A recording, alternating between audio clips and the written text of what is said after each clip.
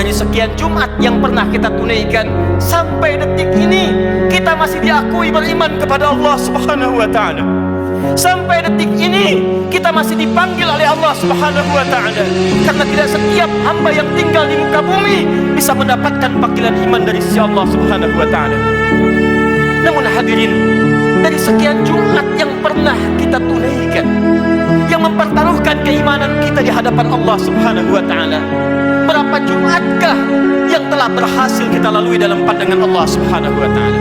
Dengan namanya Al-Jumu'ah di ayat ke-9, ya ayyuhalladzina amanu idza nudiya lis-salati min yaumil jumu'ah. Hei seluruh orang-orang yang beriman tanpa kecuali. Panggilannya menggunakan kata alladzina, disebutkan sebanyak 1080 kali dalam Al-Quran, menunjuk kepada objek tanpa batas.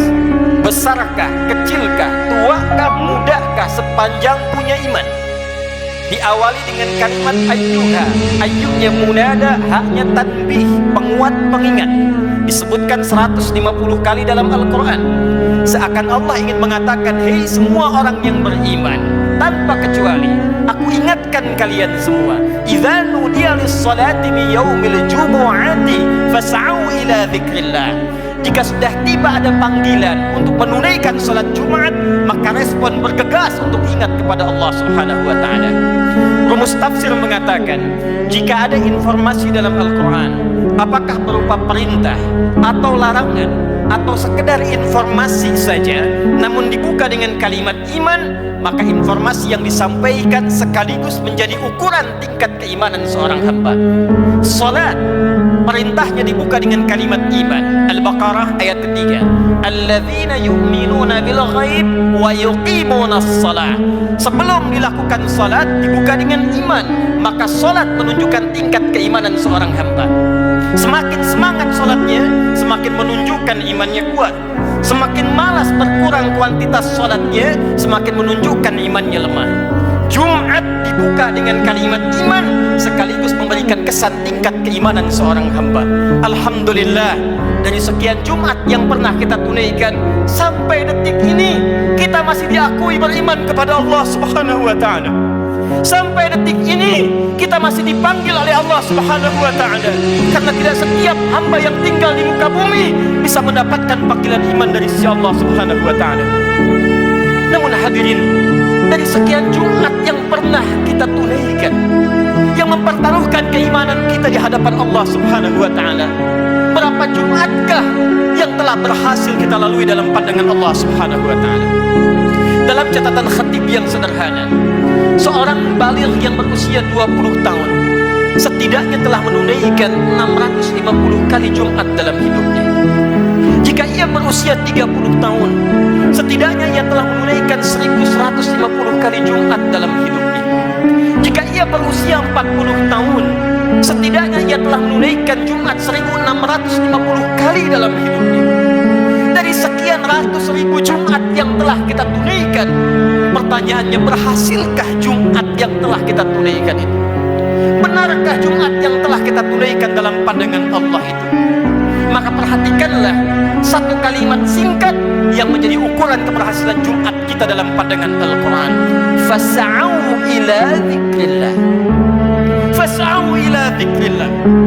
Jumat yang benar itu, kata Allah, bukan Jumat yang sekedar datang untuk formalitas, datang untuk sekedar duduk mendengarkan khutbah, kadang-kadang mengantuk, bahkan ada yang tertidur lantas pulang begitu saja. Bukan itu yang diinginkan, kata Al-Quran. Bukan Jumat seperti itu, kata Allah, yang didambakan. Fas'au ila dzikrillah. Sekian pekan kita menunaikan Jumat, ratus dan ribuan kali.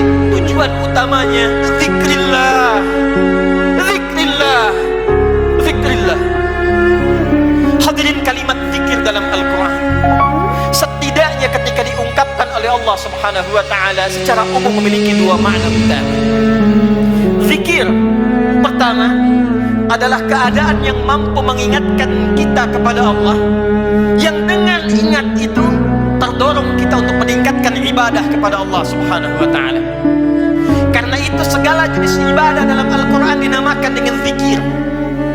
Kita menunaikan salat, salat disebut dengan zikir oleh Al-Quran.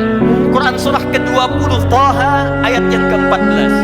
Allah berfirman, innani anallah la ilaha illa ana fa'budni wa aqimis salata li dzikri.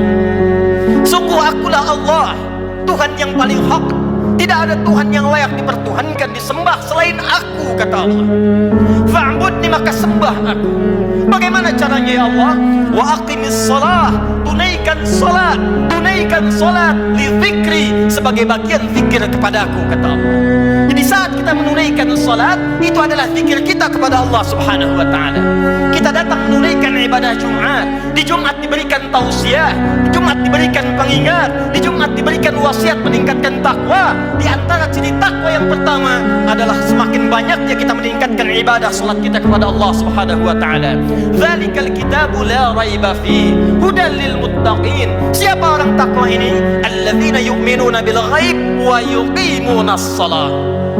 Sampai dengan Jumat ini, dari sekian ratus kali, ribu kali, berapa kuantitas dan kualitas salat kita yang pernah ditingkatkan di hadapan Allah Subhanahu wa taala? Jangan-jangan sampai ribuan kali Jumat, salatnya masih standar-standar saja, masih yang fardu saja, tahajud masih belum mampu bangun, duha belum dikerjakan, selama hidup tak pernah salat syuruk, selama hidup kurang rawatib, tapi cita-citanya berjumpa dengan Allah, bersua dengan Rasulullah SAW. Mana bakal kita di hadapan Allah? Al-Quran disebut dengan zikir. Quran surah ke-54 ayat 17, ayat 22, ayat 32, ayat ke-40. Walaqad yassarnal Qur'ana lidzikri fahal min muddakir. Sungguh kami telah mudahkan Al-Quran. Sungguh kami telah mudahkan Al-Quran. Telah mudahkan Al-Quran untuk apa? Lidzikri, untuk dijadikan zikir kepada Allah Subhanahu wa taala. Bacaan Quran itu zikir. Karena itu ketika Anda baca Al-Quran, Anda merasa lebih dekat dengan Allah Subhanahu wa taala. Mempelajari Al-Quran itu zikir. Karena itu ketika Anda mengkaji tafsir Al-Quran, bukankah Anda merasa lebih dekat dengan Allah Subhanahu wa taala? Menghafal Quran itu zikir. Karena itu para penghafal Quran semakin dekat keadaannya dengan Allah Subhanahu wa taala. Dari sekian aktivitas kehidupan yang telah kita lalui sampai dengan detik Jumat ini, berapa banyak Al-Quran telah kita hidupkan? Berapa banyak Al-Quran telah kita bacakan? Jangan-jangan Jumat ini pun belum sempat baca Al-Quran. Jangan-jangan telah berlalu sekian hidup kita belum sempat menghafal Quran dengan baik. Salat belum dimengerti bacaannya. Puluhan tahun salat tidak mengerti apa yang dibaca dalam salat. Mau sampai kapan? Bagaimana salatnya bisa khusyuk kalau tidak paham apa yang dibacakan? Al-Quran belum sempat dipahami. Jangankan menghafal, sudah puluhan tahun untuk baca saja nggak sanggup bacakan dengan baik. Berapa lama lagi waktu yang dibutuhkan? Bukankah hadisnya sahih? At-Tirmidzi nomor hadis 2015 itu, saat seseorang akan masuk surga, maka perintah pertama yang dimintakan oleh Allah adalah membacakan Al-Quran yang dia biasa bacakan saat di muka bumi. Faqra wartaqi fa inna akhira qira'atika akhiru manzilatika fil jannah. Baca Quran yang biasa engkau bacakan saat di dunia itu, akhir bacaan Quranmu, itulah kedudukanmu di surga di sisi Allah Subhanahu wa taala. Karena itulah perhatikan anak-anak di Palestina dengan keadaan yang sangat terbatas, anak-anak di Libya dengan keadaan yang tidak mudah. Karena cita-citanya menghadap Allah dalam kebaikan, surga tingkat tertingginya, mereka berlomba menghafal Al-Quran. Alhamdulillah, di Indonesia sekarang anak-anak kecil sudah menghafal Al-Quran, yang lumpuh otak menghafal Al-Quran, yang tidak bisa melihat menghafal Al-Quran, dan kebanyakan mereka masih belum baligh. Anak baligh sebelum waktu sholat sudah berjamaah datang ke masjid. Anak belum baligh sudah mulai menghafal Al-Quran, sudah lancar bacaan Quran, sudah banyak hafalan Quran.